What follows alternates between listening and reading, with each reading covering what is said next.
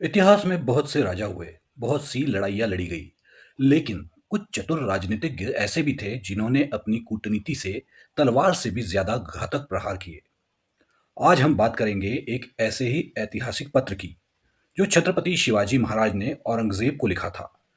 ये पत्र शिवाजी राजे की डिप्लोमेसी का एक बेहतरीन नमूना है, जिससे आज भी बहुत कुछ सीखा जा सकता है। आइए एक नजर डालते हैं और देखते हैं कि इस पत्र में क्या लिखा है। पत्र की शुरुआत कुछ यूं है। बादशाह आलमगीर सलाम। मैं शिवाजी आपका पक्का शुभचिंतक और चिरहितैषी हूँ।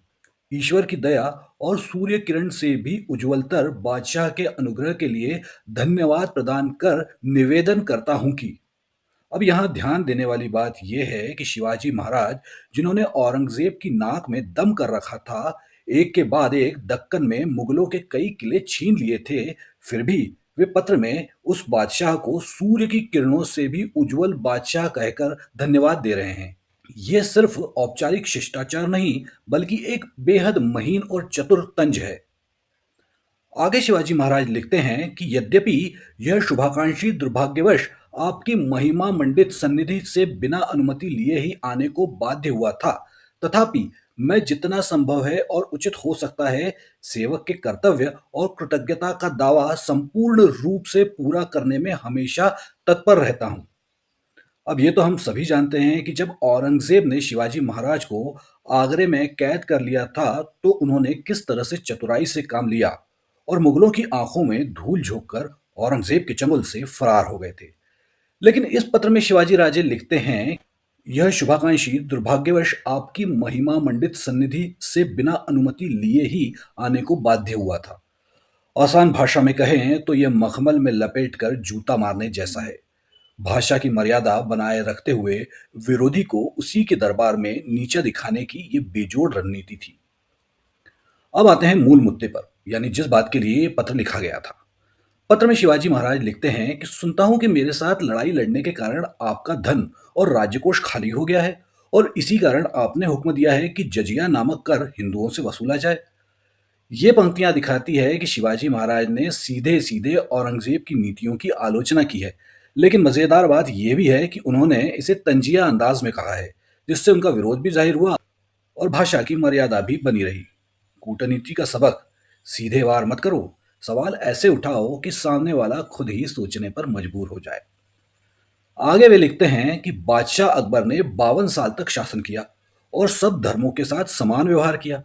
उनकी राजनीति ने उन्हें जगत गुरु का दर्जा दिलाया, लेकिन आपने उनके रास्ते को छोड़कर कट्टरता का रास्ता अपना लिया। कूटनीति का दूसरा सबक, यदि आप अपने विरोधी से बहस कर रहे हैं तो उसे उसकी ही परंपरा के उदाहरण देकर जवाब दे, ताकि वह खुद अपनी गलती पर विचार करे। पत्र के अगले पैराग्राफ में वे फिर से औरंगजेब के शासनकाल पर लौट आते हैं और लिखते हैं, और आपके शासनकाल में बहुत से किले और प्रदेश आपके हाथ से निकल गए, बाकी भी शीघ्र ही चले जाएंगे, क्योंकि उनके नाश और छिन्न भिन्न करने में मेरी ओर से कोई कमी न होगी। यहाँ शिवाजी अत्यंत साहसी ढंग से औरंगजेब को सीधे सीधे चेतावनी दे रहे हैं। संदेश स्पष्ट है कि इस विनम्र भाषा को कहीं हमारी कमजोरी न समझ लेना। पत्र में आगे लिखा है कि आपके शासन में प्रजा कुचली जा रही है, आमदनी घट रही है, व्यापारी परेशान है, सेना अस्थिर है, हिंदू तो हिंदू, मुसलमान भी रो रहे हैं। यहाँ शिवाजी महाराज ने औरंगजेब को उसके आर्थिक पतन की ओर ध्यान देने की नसीहत दी है। उन्होंने यह भी दिखाया कि जजिया कर वसूलना सिर्फ अन्याय ही नहीं, बल्कि अव्यवहारिक भी है, क्योंकि जब प्रजा ही गरीब हो जाएगी तो राज्य कैसे चलेगा। अब यहाँ कूटनीति का तीसरा सबक मिलता है कि जब भी विरोध करें तो भावना से नहीं, तर्क से करें। आर्थिक और सामाजिक आधार पर सवाल उठाए, ताकि विरोधी के पास कोई ठोस जवाब न हो। आगे लिखा है इस पत्र में कि आपने तैमूर वंश का नाम और मान डुबो दिया है बादशाह सलामत। यदि आप खुदा की किताब, यहाँ इशारा कुरान की ओर है, को मानते हैं, तो उसके मुताबिक ऊपर वाला सबका मालिक है, सिर्फ मुसलमानों का नहीं। यानी शिवाजी राजा यहाँ धर्म के नाम पर धर्मांधता को राजनीति का हथियार बनाने पर सीधा प्रहार कर रहे हैं। यहाँ कूटनीति का चौथा सबक मिलता है, अपने विरोधी को उसी की विचारधारा के आधार पर पराजित करो। शिवाजी महाराज का यह हस्तलिखित पत्र रॉयल एशियाटिक सोसाइटी लंदन में महफूज रखा है। अब ये हम पर निर्भर करता है कि हम इसे महज एक ऐतिहासिक दस्तावेज के रूप में देखते हैं या फिर इससे कूटनीति का कोई सबक लेते हैं। आपका क्या विचार है शिवाजी महाराज की कूटनीति के बारे में? कमेंट करके हमें ज़रूर बताएं।